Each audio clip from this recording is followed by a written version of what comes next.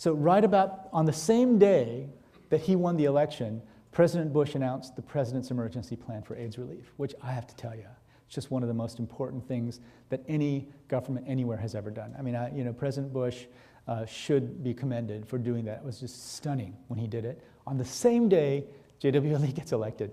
So we went and we started the 3x5 initiative. And this was based partly on stuff that has been coming out of the Dartmouth Institute for years.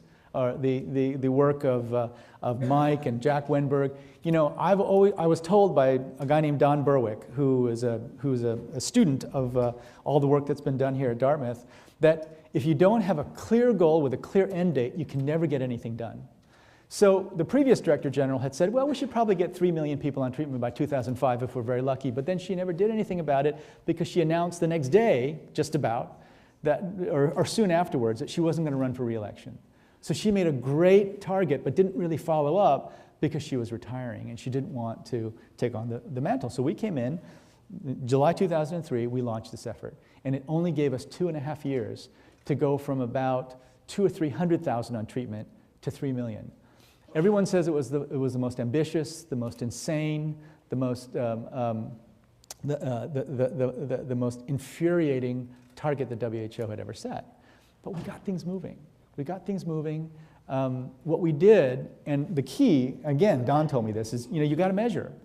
And even if your measures are not the best, you've got to really take the time to measure. And as long as your measures are better than anyone else's, it's going to have a social impact. Let everyone else try to catch up and measure more effectively, but if you're at least measuring something, it's going to make a difference. So we sent our folks out into the field and said, how many are on treatment in Nigeria, in India?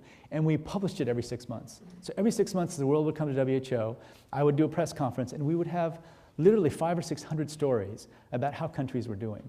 South Africa, Nigeria, and India, the 3 highest prevalence countries, were doing poorly. And I got into a verbal sparring match with the Minister of Health of South Africa. I kept saying, I don't know what's going on. Why aren't they doing better?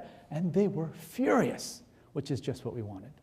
We wanted them to be under pressure from their own people. If they knew that Zambia was, beyond all sense of what they could do, getting people on treatment, the people of South Africa were saying, well, if Zambia can do it, why can't we do it?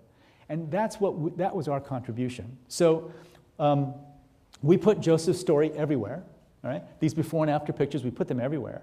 And in August of 2006, we actually went to the Toronto HIV/AIDS meeting, and some of our team at Partners in Health walked by a poster from a group in Kenya, and they had Joseph's before and after pictures. And they said, hey, that's Joseph. He's our friend from Haiti. I said, no, he's Kenyan.